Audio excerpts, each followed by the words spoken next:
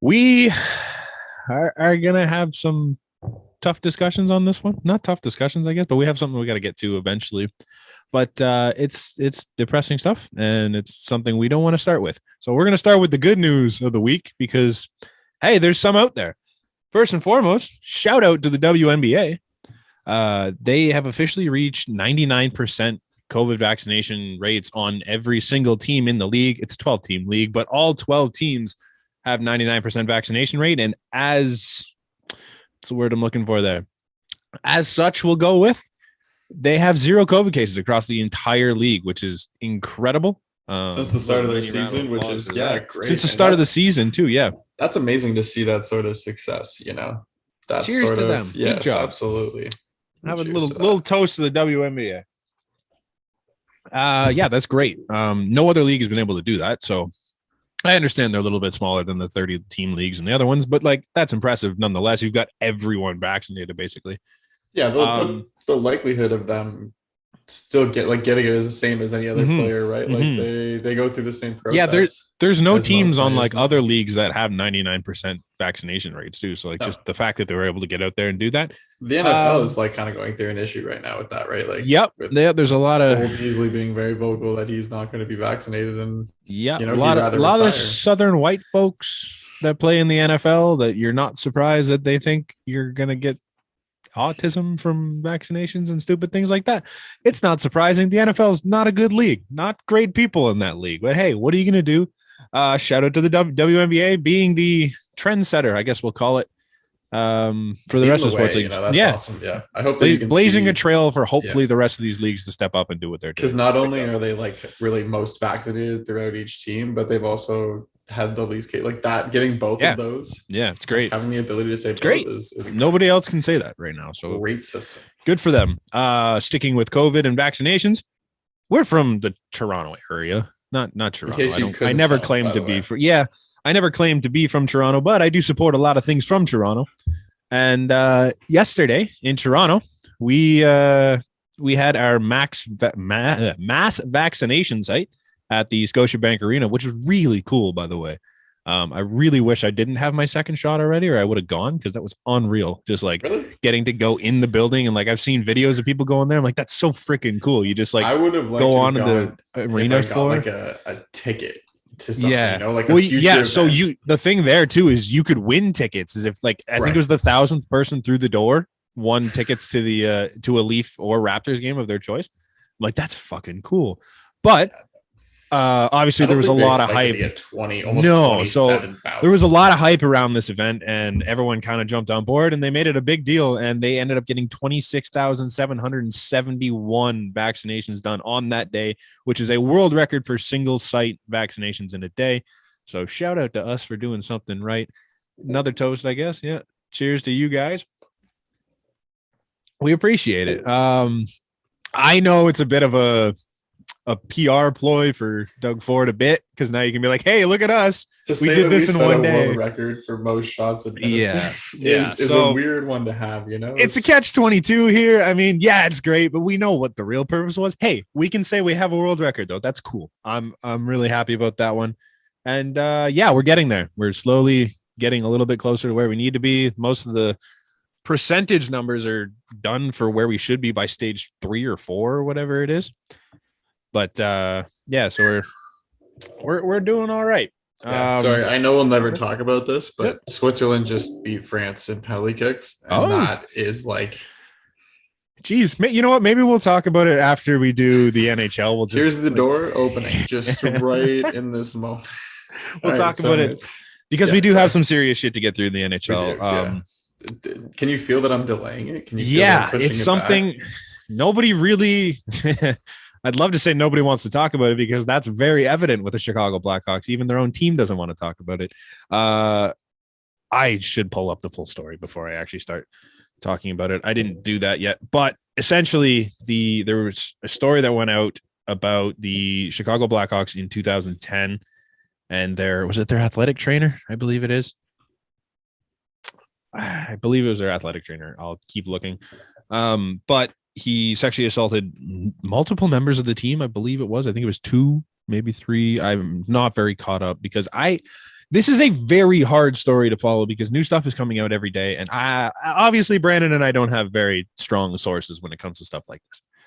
We can't just call someone and be like, hey, what the hell's going on here? Yeah, exactly. So unless you're vigilantly trying to search out what's happening, it's really hard to follow along. And there's not going to be any news for a long time. The NHL has kind of made it clear that Bill Daley straight up came out and said that there's no ongoing investigation. Now, that doesn't mean there's not going to be an investigation or there already hasn't been one that we haven't heard of. But as of right now, you're probably not going to see punishment for a long time. And obviously it sucks. It's a terrible situation.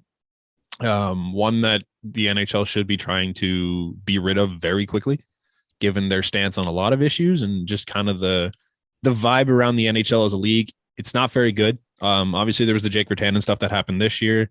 And I think there's been a couple other stories recently, just like you're kind of getting that reputation as a league that's allowing this to go on. And for something this big where they knew about it for this long, for it to come out, it's a terrible look for the league.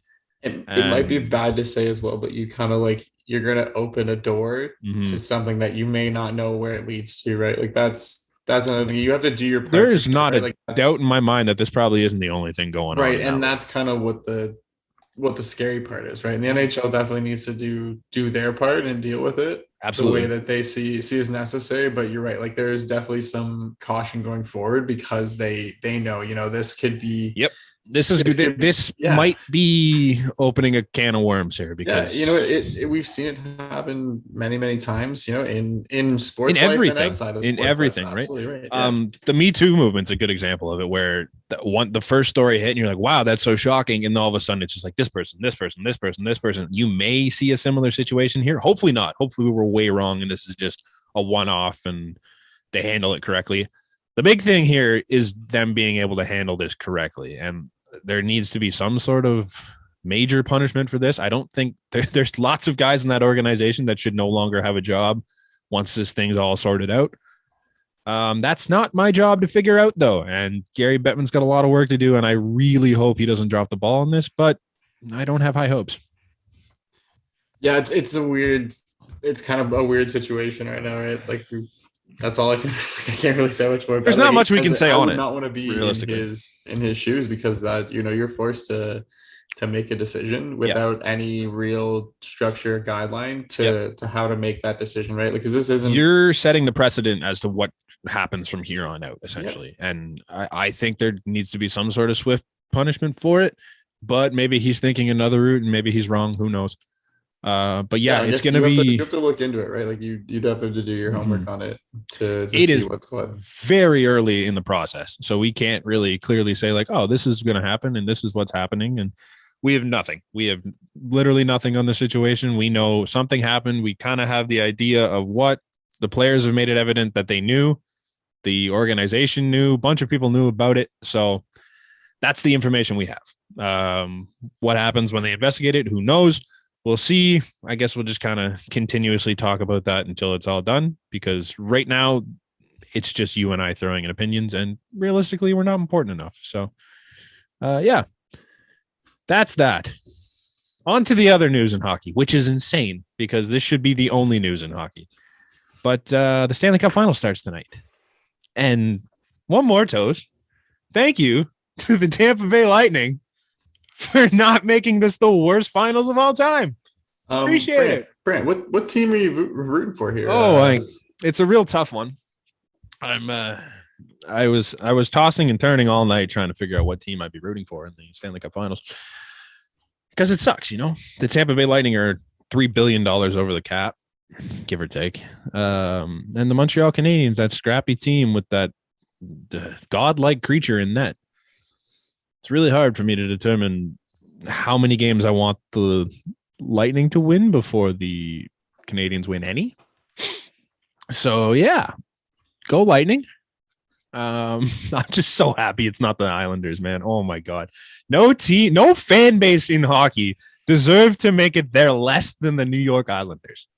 They had one final run in that trash ass arena, and they threw beer cans all over it when they won Game 6. Once they did that, I'm like, I hope you never win again. Threw beer cans on it. What a Like, show why? disrespect. What for? Yeah. What happens if you win? Oh my God. They didn't even win an elimination game. Like I guess you call it an elimination game. They didn't eliminate them. They just won a random game 6. They ended up losing the series. Like, oh, also take me back to those chants of we want Tampa. You still want Tampa, you dumb fucks? Cheers. How'd that go for you? We want Nobody Tampa. should have wanted. Why would you poke the bear with that stupid ass chant? That's the thing too, is that when people, I've heard this question posed so many times, is if the Leafs made it through, would they have been to the Stanley Cup Finals? And everybody says the same thing. No, because you don't get Vegas, you get Tampa. And Tampa is not a joke. No. Tampa does not miss on the power play, which they kind of got held in check too. Like they played like shit in that series, and they still won. Yeah, you won on a shorthanded goal, 1-0, and because you have just the best goalie on the planet. And because New York has zero offense whatsoever. They had what was it, 15 shots in that game? Montreal and New York are a lot of the same because they, Montreal brings their opportunity from like defensive chances. They turn offense from defense. And it absolutely would have been 7 straight 1-0 games in that series. Tampa Bay is really tough to stop on offense when everybody, not only when everyone's healthy, but when everybody's just feeling it. Yep. You saw in game 5 where they just the 8-0 popped off for 8 goals and didn't matter who just was looked in like net. they fielded you and me. Slow down. They didn't care. No. They got to 4 and they said we're going for more. Yeah. I am not disappointed at all. I'm so glad we don't have the worst finals of all time this week. I'm not counting but I'm not counting Montreal out. No, they could still win this one. It's definitely a thing. They can shut down teams, and they've shown it. They just shut down the second best record in the NHL. Who's to say they can't do it to Tampa? They have arguably had like the toughest stretch to this. I would say they've had a harder run than Tampa has. Absolutely, because Tampa Bay not only got health, like same sort of deal. Both teams kind of did the same thing, right? They got healthy at the end of the season, and then they rolled with that. And when healthy, like we saw it with Montreal, Florida seemed like a contender at first, and then they just walked all over them. But you can't tell me that Florida's roster was anywhere competitive with a healthy Tampa Bay. Maybe if Kucherov isn't there, and if they have one other injury, and you're kind of like, okay, this is an opening. Yep. But with Tampa Bay is fully healthy, and like you said, $3 billion over the cap because all their stars come back. Like, yeah, you're right. They're pretty unstoppable. And as long as they have Vasilevsky playing like he is right now. Yep. You're not stopping them. It's tough. Yeah. Yeah. I think Carey Price has a lot more to play for right now for sure. Absolutely. And he's going to show that. But then you're going to get more, 3-1 games with an empty net or like even 4-1 where they pull 2 empty netters. Yeah. But it's going to be tough for them to have the success they have, right? You don't expect the goalie troubles that you've seen in past series that Montreal has made, right? No. It's going to be weird because you're going to need to score a healthy chunk of goals on Vasilevsky, which is not an easy thing to do. But if Carey Price is Carey Price, if he's the Carey Price that's been for the past, 4 weeks now? Yeah. Then you really only need a goal a game. And it's still a lot, obviously. Andre Vasilevsky has 6 straight shutouts in series clinching games. So that's insane. So he's tough to score against, obviously. And that Montreal team just does not have the firepower that I don't know of any team that Tampa's played. Other than once in the first series, like Tampa Bay's losses have all been 1-goal losses. Yeah. Like I think other than that, like there was like one game. You got to beat them ugly. And that's the thing is that just shows you that Tampa Bay is always in a game and always pressuring, right? They're not the scared team. Like Vegas kind of looked confused at points, right? Especially Stone. Like Stone just could not figure it out. But the issue is that there are better players past Tampa Bay's best player, right? Mm-hmm. Like the equivalent would be Braden Point right now. Realistically, like Braden Point and Mark Stone are would be equivalent in the playoffs. There's like 4 guys that are better than Braden Point in his own team. Right. And that's the thing. Then you have to go with Steven Stamkos on a different line, Nikita Kucherov on the same line, Andre Palat, who just is a playoff machine. Coming out of nowhere. And then don't even get me started with the defensive end. Yeah. Because they just still look great. Their defense end has barely scored in this playoffs too. Like they haven't gotten any offense from I know this is what I mean though, is they haven't gotten any offense from them. And it hasn't mattered. Like if they can figure out like Victor Hedman's not going to go scoreless for an entire playoff run. I doubt. So if he starts figuring out and you get a couple other names in there that are doing things, it's going to be frightening. even if he does dominate, like that just shows you there's a lot of attention on one guy, and especially when that one guy hangs so far away from the net. Yeah. Montreal is a team built on protecting the net. They are built Collapsing. on we're going to They've give given you up one shot a and then get it away. They've given up a lot of goals from the point. So that is the one thing that Tampa's going to have to exploit a little bit. Like, But now that Carey Price is kind of Carey Price, he hasn't done that, right? No. He sees it, and even well, the they ones that he collapse. can't see, They he gets a collapse keep. too, right? Like they're kind of inside where it's just there's a lot of traffic in front, so you get some shots from the point, and some of them are going to go in just because he can't see it. But here's the thing I was going to say though, is that I feel like in this series, out of any other series, he's going to have the most opportunity to see shots, because when you compare those forwards to the defensemen, like Braden Point and Yanni Gord and know Coleman, like they are a lot smaller than the Shea Webbers and the Joel Edmondsons, right? That are going to be there in front of the net, keeping you away. Yep.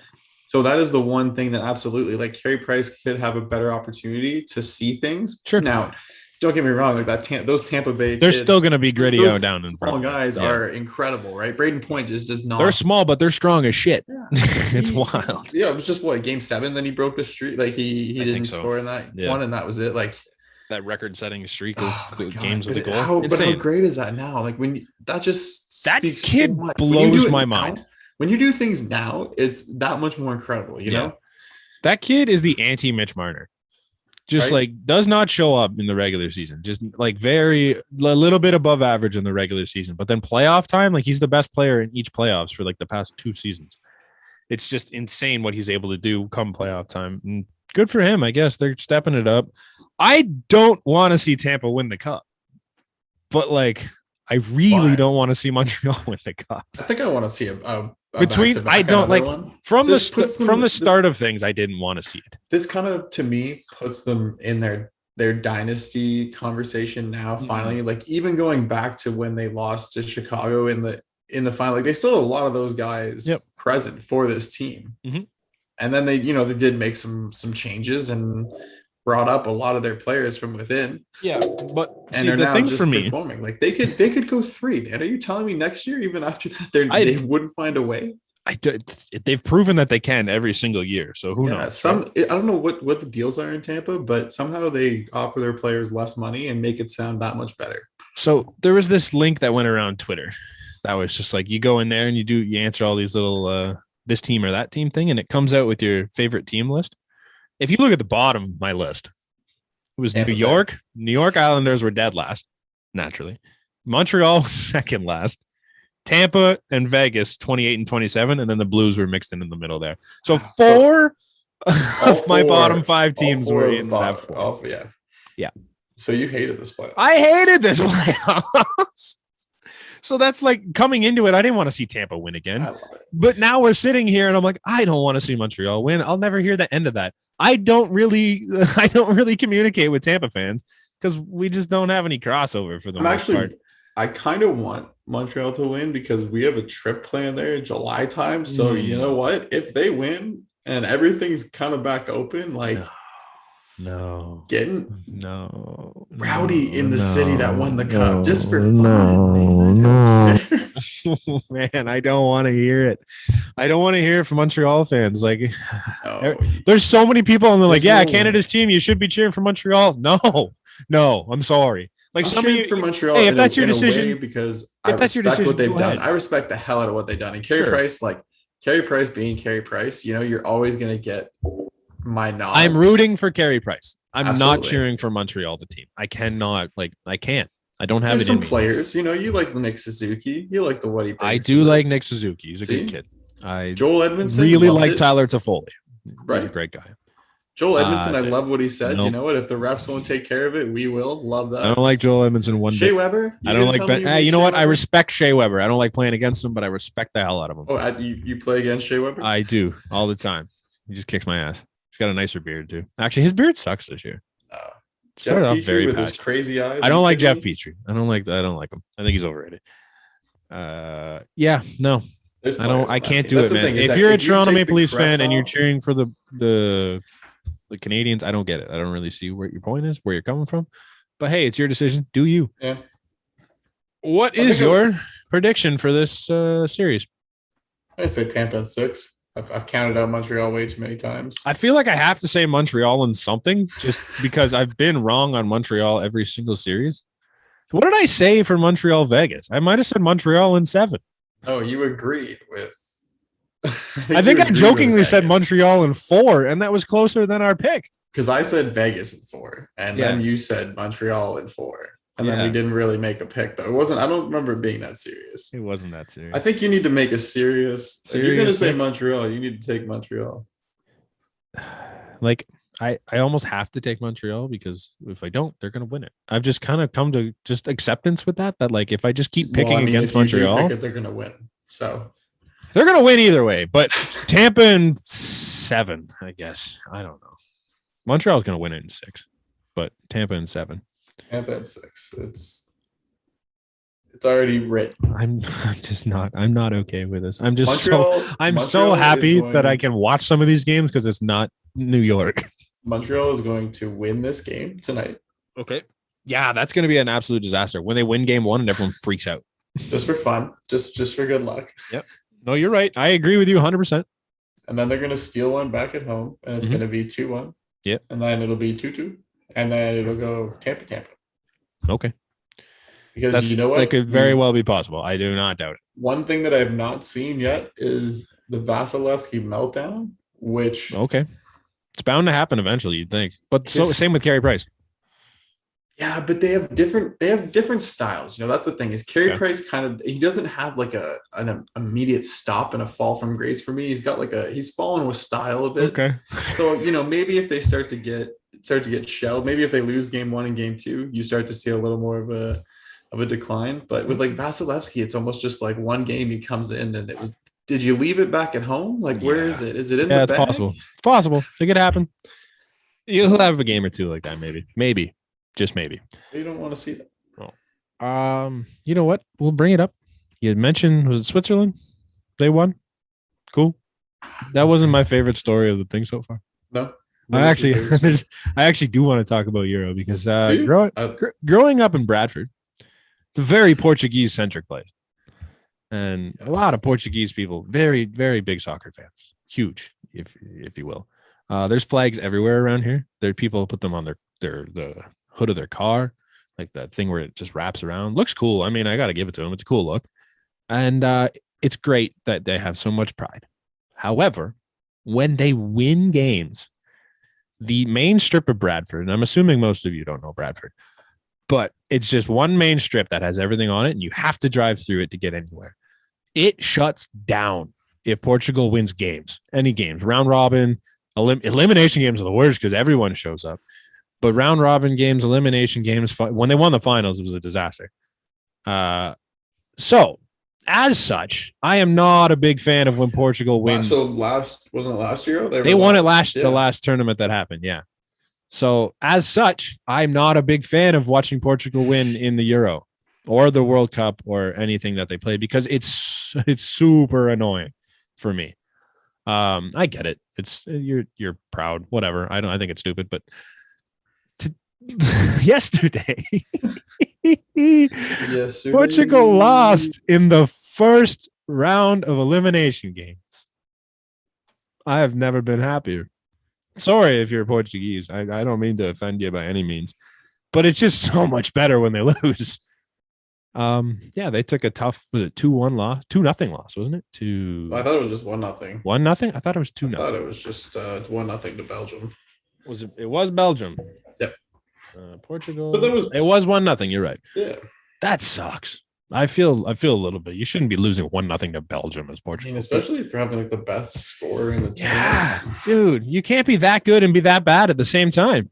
It's tough. They had some decent players too. Like from my limited knowledge of players around the league, I think I knew some of the names that were on that team. But also, my question is, how can you go from winning it last year to I think last tournament was a one-off for Portugal because they are notoriously terrible in all of these tournaments. There are a lot of teams that are possibly deeper, full on the whole pitch. But obviously having Ronaldo up front is just... It's a game changer.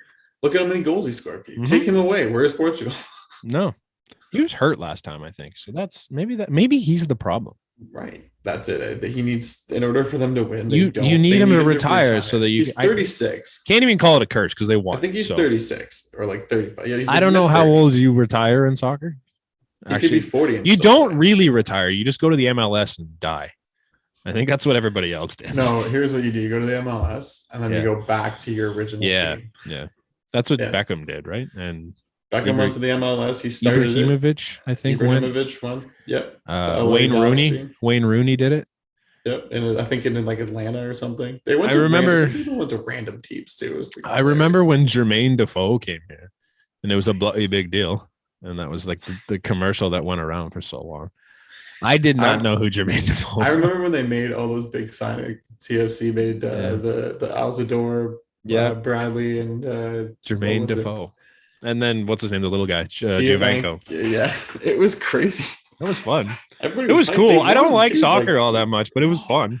I remember the year they lost on penalty kicks, and the other team I think had one shot or no. That was soul crushing. That was soul crushing. They had no shots all game, and then they went to penalty kicks and they lose. Yeah, that's the extent of our soccer conversation. You played perfect. You just didn't get it. That's such a stupid sport. I'm sorry. I'm sorry. I can't get on board. Don't offend. I'm sorry. I can't get on board. If you appreciate the sport, good on you. Everybody has their thing. That is just not my thing. I can't get on board with it. But I'd probably watch it more than basketball. The Euros just it's a great time, to one game. Now that the one game eliminations are happening, even in the group stages, sometimes those groups together, like to see those teams play each other, are like, wow, it's madness, Mm-hmm. I think it was Portugal, Germany, and France were all in the same group together. Like that's unreal. Yeah, it's crazy. They got the group of death every year. Yeah. The NBA is still going. I didn't write this down, but Phoenix is on a mission. I know that LA is missing Kawhi, so it's whatever. It's funny though, they're not missing Kawhi's brain because he just sits up in the press box and like even goes down, talks, like he says so much to them and stuff like that. Like he talks to PG. He's the coach. He's the coach of that awesome. team. Realistically, he's everything on that team. The general manager. Yeah, he is the team. Phoenix. I think Phoenix is going to win it this year. They just seem like they're not going to be stopped right now. And you're getting contribution from everybody on that team. The best thing that they ever did was get Chris Paul. That was amazing. Yeah. But then Chris Paul goes down and they still look great. DeAndre Ayton just pops off a career high in points and has the coolest alley-oop dunk to win it I've ever seen. If you were Paul George, like how mad are you that you missed the free throws with before that? Like all you have to do last game too, same thing. Last game he just missed the biggest free throws. Put him to the line. He has the nerves. That seems to be the plan. It's just like I think Paul George is an incredibly talented basketball player shakes, at times. The quakes, the aches. When it comes down to it, he just doesn't have it, and it's just it's heartbreaking for that guy because he, by all accounts, he's a good guy, and just to see him just kind of fall apart when it matters most, it's just painful. You want to see him get one in his career. And you just can't do it. It's tough. I just think it would have been such a fun series to see Kawhi in there. Yeah, it would have been a lot closer. So close. Even these games have been close as it is. They are close, but what I'm saying, that's what Kawhi would have been. There would have probably been more. You had that other layer to the team. Yeah. Yeah, you had that other dynamic to it, right? It's always tough when you're missing the best player on the team. Yeah. One of the best players in basketball, I might add. Right. Absolutely. Yeah. Yeah. So it's tough. There was rumor that he might be back in this series. No, I don't think so. He's not that robotic. I don't think so. The guy did something to his ACL. It's not going to matter. Man, it's going to remind me of when Kevin Durant came back for that game, and he kind of just he was KD and he helped win them, but then he left before the game was over, and he re-injured himself and he never played again. That's what you're going to be doing. He's just like Klay Thompson coming out to shoot those free throws on one leg. It's the same thing. Kawhi, a lot of Kawhi's game is not like shooting as much as he's kind of been a clutch he needs that mobility. He builds it off the ability to attack the rim. Yeah. Right. Yeah, he builds it off that ability to just put the ball down and put his head down and drive in there. And it's tough when you don't have your legs under you. It hurts, man. I wish he was there, but shout out to Phoenix. They're just buzzing. Trae Young went down in the other series. Yeah, that was worrisome. Rough, eh? Yeah, that's a tough situation to see. I think he's fine. I think he's going to play at least. I don't know if he's fine, but he's going to play. So that's a really fun series to watch. It's just kind of back and forth on both teams. It's a close game for the most part. I think the Bucks made it a bit of a runaway near the end there, but I think the saddest part for me about that series is that Giannis is never the most clutch player there, you know? No, never has been. Why is he not? Because there's nobody else, so they just kind of cover the hell out of him. Why is there somebody else making better shots? You know, why is there somebody else sealing the game? Like Giannis, that's got to be you. You get paid those bucks, man. You get all that attention. You know, Chris Middleton absolutely just made the USA team, but as well, even Drew Holiday made the USA team. I mean, like 32 people said no to the USA team. Right. But USA also had like 52 just absolute. This is the USAC team, and I still think they're the best team by far. They always are. That's the point of a US. Crazy, man. Crazy. Yeah. But yeah. It's good. It's been entertaining. Trae Young's out of that series, though, that's it. They're screwed. They're done. Yeah. It's done. Wrap it up. If he's not 100%, man, like you can wrap it up. If he's even out tonight, it's done. Because like, how do you go down 3-1 and have him come back and make no mistake? You got to be flawless at that point, right? Yeah, I don't see it happening. The Blue Jays. We're back to our winning ways. I'm so happy. I just want to mention quietly, I might add, the hottest player on the team right now, Cavan Biggio. Since his return, Cavan Biggio is. You don't mean that though. He's hitting 308. Okay. The 413 on base percentage, 615 slugging. Okay. What's that? 1.030 in OPS, and a 167 weighted runs created plus. No, he's not the hottest player on the team. He's not the best player on the team, but he's also driven in 11 runs in how many games is that? 2, 4, 6, 8, 10, 12, 14, 15 games. I know. Like, he's dynamite. The guy's on fire. Like the return from injury has been incredible for Cavan Biggio. I don't think he's getting enough respect for what he's done, because like you hear all the names, you're like, oh, Semien, Bichette, Vlad, even like Springer. Yeah, they're great. Springer like, oh, Springer came back. Springer's done nothing. Like he's had a home run. But Cavan's been great. Cavan's been great. He's done well defensively. He's done his job. And I'm so sick of Buck Martinez because every time he does something that like doesn't work out, like there was a fly ball between him and Semien yesterday. And like he didn't even slow up. He went at it and then he stopped when the ball dropped. And he's just like, oh, you see Cavan slowing off of it. And he kind of made a mistake there. It's like, no, he didn't. Like he wasn't getting that ball at any point. Got a call for that too. Like sure. He didn't have a chance on it. Is the problem. But like Buck Martinez, every time Cavan Biggio does something, it's like the worst thing in the world for him. And like there's times where it's just like, oh, that was a tailor-made double play ball, when it was a slow roller to third that he couldn't make the turn on. I'm like, what do you mean tailor-made? Like, I just so sick. I'm honestly getting real tired of Buck Martinez in the post. The guy's kind of losing it this year a little bit. He's just really trying to find something in that offense, because it's easy to look at the pitching and say, but why does he want to be so negative? Why? Because why can't you just enjoy it? I think for the first time in a while, the Blue Jays can say that they have a World Series batting order. Sure. They have a World Series batting order, right? Like they are better than the 2015 and 16 teams. Right. So they can make it there. But the issue is that when you look at the other side, for some reason, they're just letting things ride out, and which I get it. Watching it, and it's just so frustrating. But why you got to take your negativity to Cavan Biggio? Because at the end of the day, they're still Toronto fans. Okay, we need to remember I know. that Toronto fans are never going to be satisfied with watching watching and listening to the broadcast. You hear Dan Shulman, and Dan Shulman is just one of the best. He goes out there and he does a fantastic job, and he calls the games well, and he's exciting, and he's fun to listen to, and he knows what he's talking about. Then you have two former players in Buck and Pat and no fucking clue what they're talking about. They're so caught up with, back when I was in, back when I played with so and so, and like they get so wrapped up in like, oh well, back when I was in the game, so and so would have made that catch. It's like, shut the fuck up. It's such a different game. When he was in the game, he was probably drunk in the dugout. Yeah, back when you were in the game, the best reliever was throwing 92, right? And that was a fireballer. You got like 4 guys in each pen that are throwing 100 now. Like, get out of here. I'm just getting real sick of the two of them. And then you throw it to Joe Siddle, who had like 10 minutes in the MLB, and he's just like, well, you should be doing this. I'm like, what the fuck do you know? You never made it. You never did anything. Like, yeah, you're better than me, but what's the point here? Those who can't do sports tend to teach sports, you know? Yeah. I mean, some of the best coaches were never any good at baseball. For sure, which is awesome. Yeah.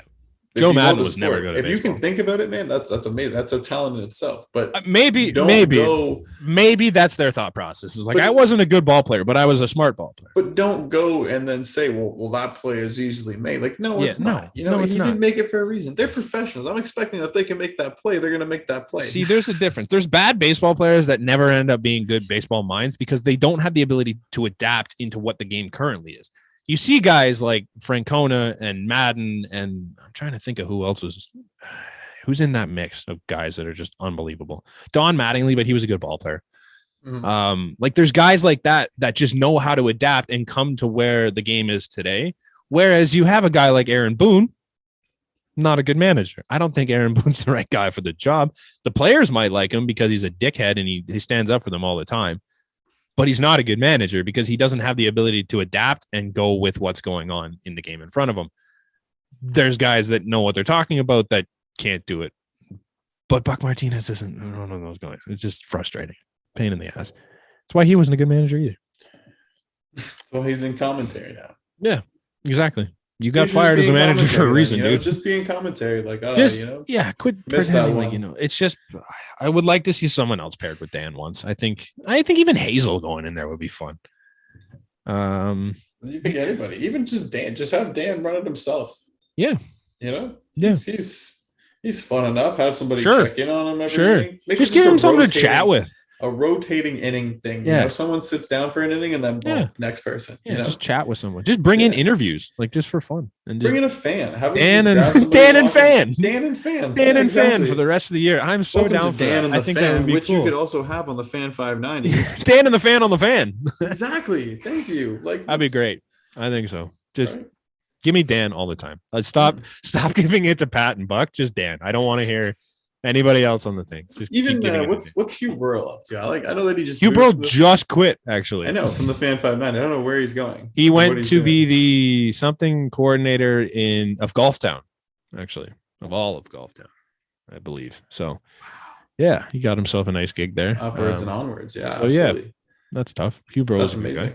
He was great. I would listen to him only. Really, I know a lot of people didn't like him for his post game show, but I would really like to see Mike Wilner come back. They won't do it, but he honestly, I get where people had frustrations with Mike Wilner because he's stubborn as hell. And sometimes his opinions are interesting, to say the least. But when it came to calling games, that guy was really good. Like he was really good at being the radio broadcast guy, and he was so fun to listen to. It kind of sucks what happened to him, but hey, it is what it is. We're just gonna have to live with it, I guess, because that's the team they're sticking with, and that's just all it's gonna be.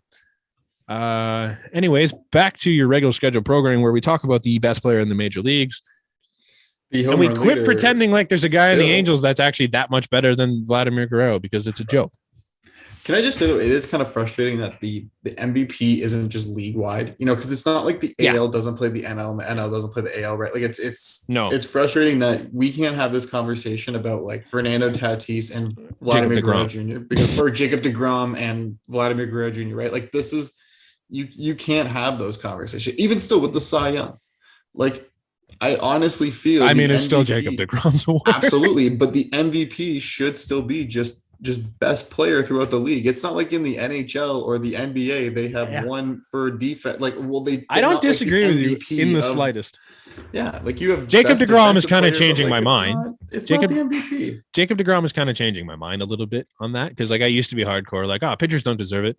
That pitcher might deserve it. He does, man. But I think. Do you not think that takes more talent to do what he's doing? The fact that he's a difference maker once every 5 days is incredible. Right. Unfortunately, they don't win when he's on the mound because the team just forgets to show up when he's on the mound for some reason. And it's the most frustrating thing in baseball. But anyways, Shohei Ohtani had a good day. And every time Shohei Ohtani has a good day, people talk about how he's running away with the MVP and it's not even close. If you're looking at this MVP race and you're saying it's not even close, you're not paying attention. Plain and simple. It's not even close for one player. I would argue it's not close because Vlad's currently on pace to win the quadruple double in the AL. I learned is a thing. It's not a thing in the MLB. They don't actually recognize it. Right. But it's average, home runs, RBIs, and hits. And he's currently leading in all 4 categories. 2 players in the history of game have done it. And I think it was Carl Yastrzemski for sure. And I think the other one was Ted Williams. That's it. 2 of the greatest players of all time. And you're going to tell me that because Shohei Ohtani pitches once every 7 days, that gives him more value than Vladimir Guerrero, who plays a position and plays it better than most? What are we doing here? I just don't get it. Like, yes, Shohei Ohtani hits a lot of home runs. That's all he does. He hits home runs and he hits. What the league should not be about home runs anymore. No, the MVP isn't the best home run hitter. Plain and simple. Like, even if Vlad leads the league in home runs, that's not why he deserves the MVP. He deserves the MVP because he's an incredible hitter who can hit the ball to every single field and takes a walk when he has to, because he's not just swinging for the fences every time the way Shohei Ohtani is. Shohei Ohtani leads the league in one category right now. It's extra base hits. That's it. I didn't think he let in any. Somebody corrected me. You know what else he has, man? He has 85 strikeouts to Vlad's 55. So that means he strikes out a lot. And he doesn't walk. Swinging and missing. That means he doesn't make a lot of contact. He makes hard contact when he does. The average. It's bad. 342 to 277. Mm-hmm. He's almost got him by 100 percentage points. Is almost 100 difference. He's got him by like 100 points in OPS too. It's a joke. Yeah, he almost. It's like 1.127 to 1.031. Yeah. So like it's nearly 100. You're like what? 4? Yeah, you're like 4 off. Like, it's insane, man. Like, don't, like, you know what? I will hear your argument for Shohei Ohtani as the MVP because it's wild that he does both positions. But don't tell me it's not close, because I can argue with you all day many reasons why it's close as hell. If anything, though, that puts him at a disadvantage, because for me, then you need to be the absolute best at both positions. And he's not.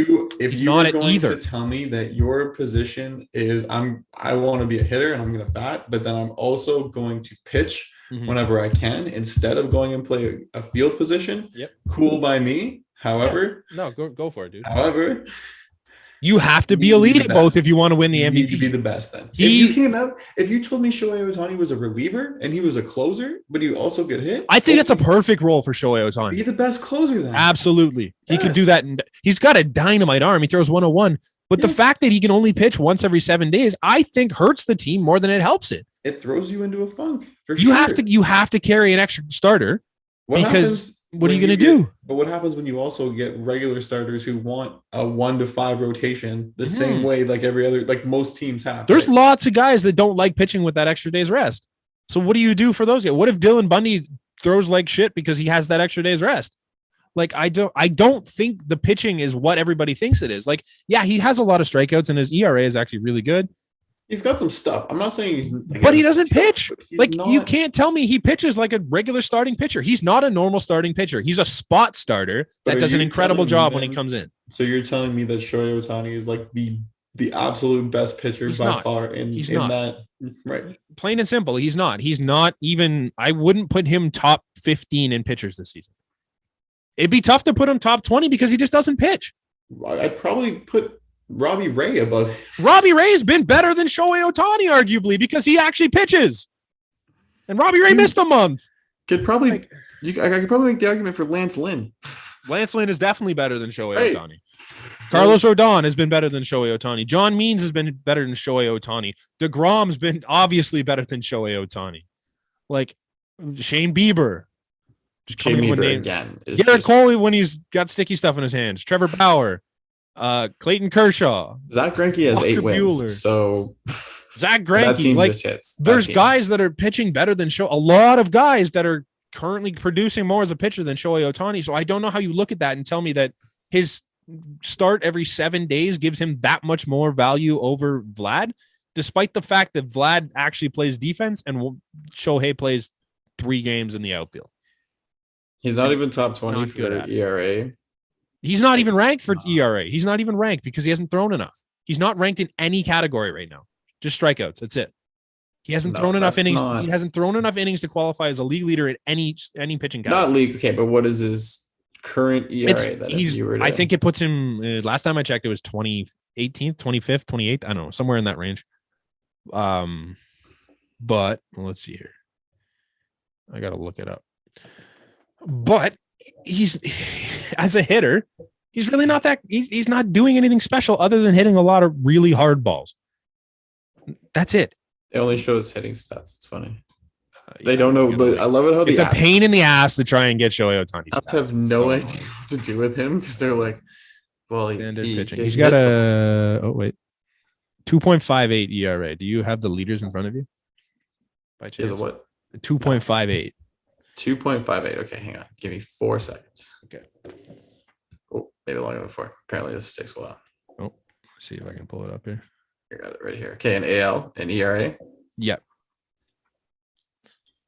He's 2.58. Oh, that's pretty gross. Where's it put him? 4th.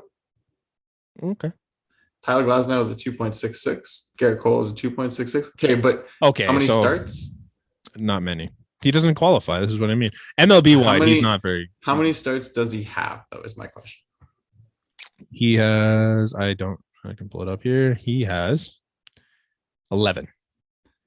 So in 5 less games than pretty much everybody else. Yeah. That's the thing, is ERA is inflated because he's had less starts and like he's been good in those starts.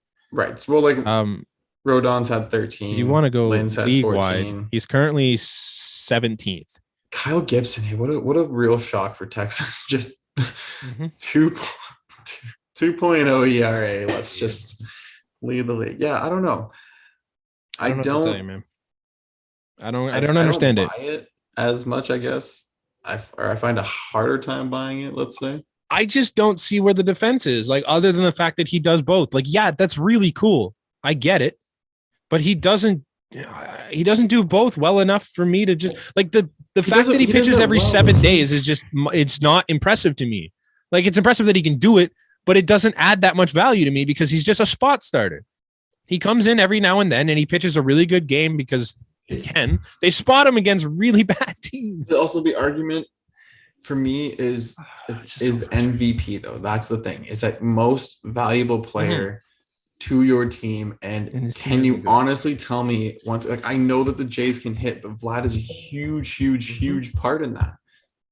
And that is why, like, this team has had a bit of a turnaround, and we're going to see realistically where they are because they made it middle. Like, they kind of had a middle average against teams that they should have had middle games on, like we kind of said at the beginning of the year. And now you're going to beat up on the bad teams. Yep. Right. You shouldn't have lost that one to Baltimore. Okay. I don't expect that they're going to lose more like that. Right. No. Seattle is not a walk in the park, but anytime that they see Baltimore, anytime that they kind of see Miami, Seattle's ahead of the Angels. Right. So but Seattle's also been known to just kind of, for sure. So have the Angels.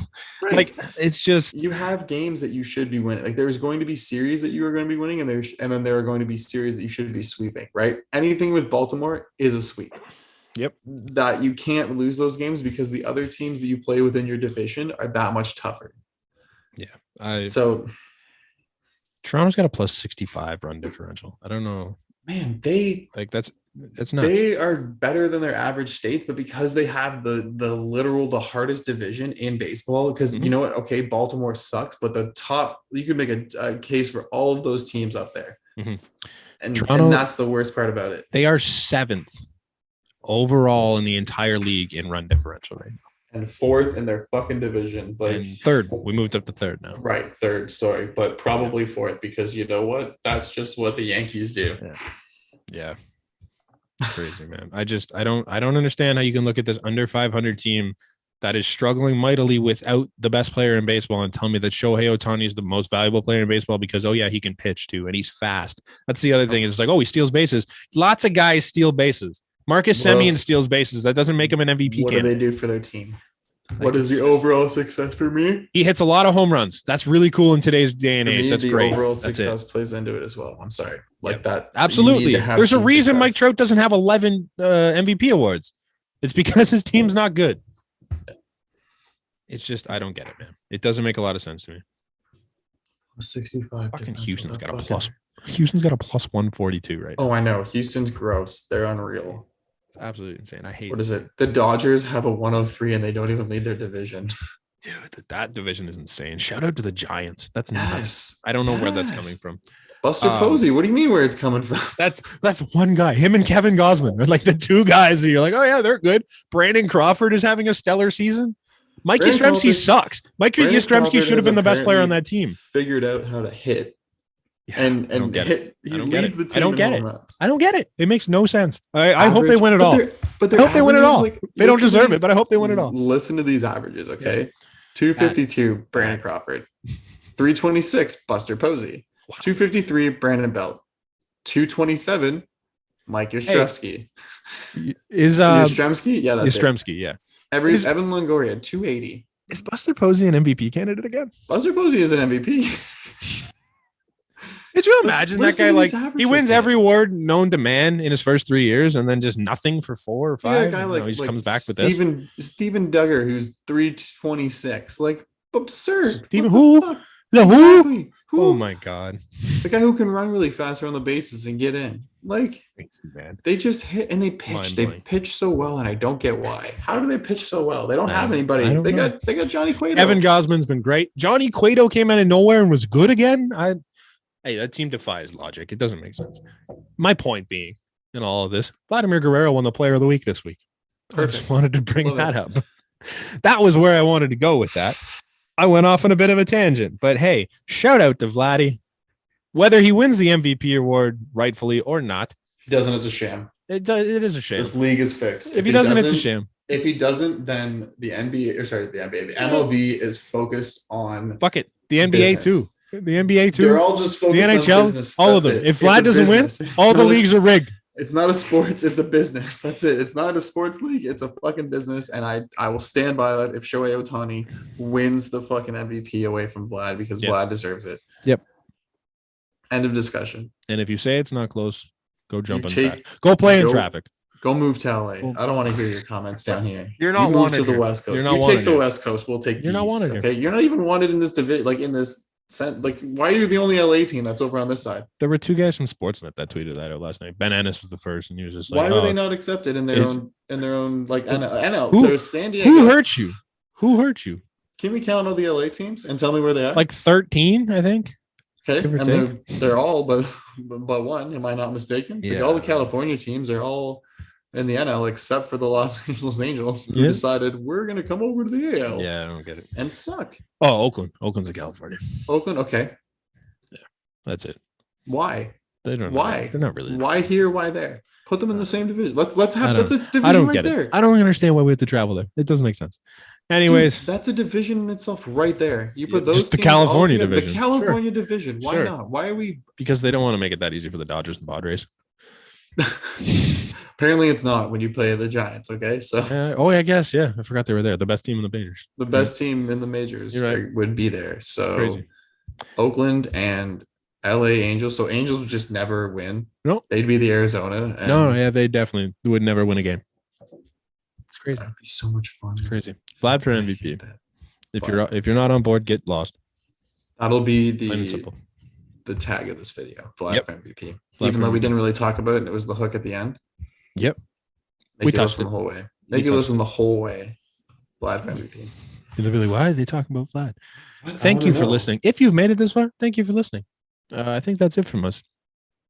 You got nothing left. There's nothing in the Euro that just that's it. Fair enough. As always, don't forget to follow us at the BnB pod _ on Twitter and Instagram, and the BnB podcast on TikTok. You can check out our merch and all of our other content at theasports.com. Which I'm not wearing this time. Neither of us, I guess, this time. Yeah. Like, comment, subscribe, all that fun stuff down below. You can find all our links in the description down below. Thank you for listening. We will catch you at the end of the week sometime. Go Montreal. No.